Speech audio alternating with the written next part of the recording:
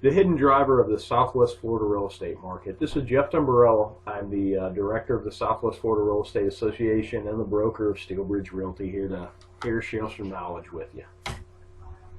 Understanding trends. Everybody talks about trends, but what exactly really is a trend? The verb version of a trend is to have a general tendency, set of events, conditions, or opinions.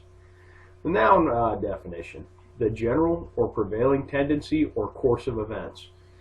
Everything that I can find is always cyclical, and it's either by design or this is just how the experiment works better. But I mean, hurricane season, economic cycles, housing cycles, demographics particularly is very cyclical based upon the events that drive them. So you really need to understand the trends to understand what a market's doing and potentially where it could go.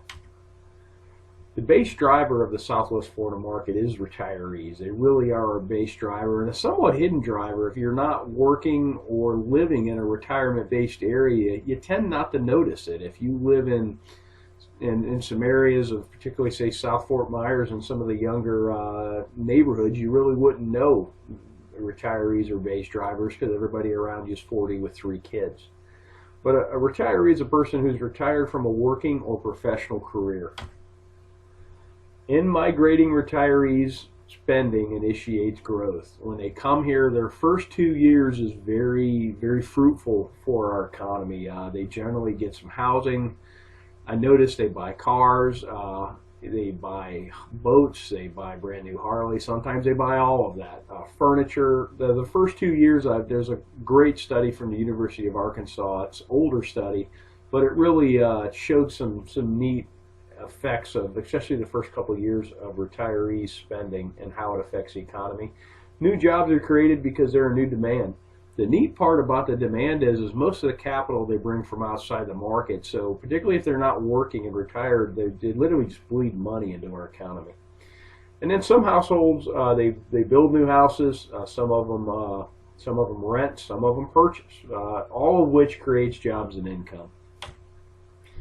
How do you check this? Well, the U.S. Census. It's an official enumeration of population. They've been doing it for a very long time. One particularly useful set of data is the count of live births. They have a lot of data sets, and if you've never been to the census page, you can download most anything there with the click of a button. It goes right into Excel, and you can work with it. And this is how you can project and extrapolate current and previous retiree trends. How do we know this to be valid? Through analysis, it's been determined that 62 years of age appears to be the age to trend. I have trended ages 55 all the way to ages 70 against our sales counts. 62 is really the age to look at. The simple math always sheds the most illuminated path. Okay, our market crashed in 2005 through 2007. If you go back 62 years, that's 43 through 45, World War II caused a large drop in the U.S. birth rate. Lo and behold, 62 years later, all the retirement centers in this country crashed first. When the bubble blew, it was Florida, Arizona, and Nevada, Las Vegas that blew first, and those were heavy retiree pockets, and that's what popped the bubble. Take a look at the last cycle. Here's our sales counts, and here's the live births. Charted against one another.